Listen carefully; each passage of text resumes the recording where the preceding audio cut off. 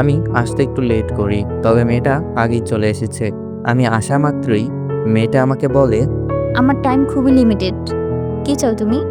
মেয়েটার কথা শুনে আমি অনেকটাই ভয় পেয়ে গেলাম। ওর নাম আরিন। ওর সাথেই কাল আমার ফেসবুকে কথা হয়েছিল।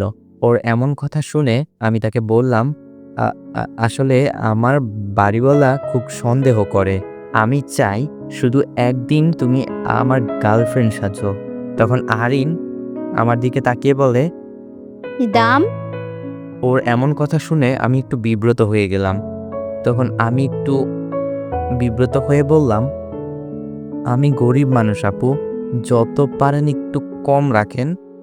আমার কথা শুনে আরিন হালকা মুচকি হেসে আমাকে বলল, নাটক করতে আসছো আর আমাকে আপু ডাকো?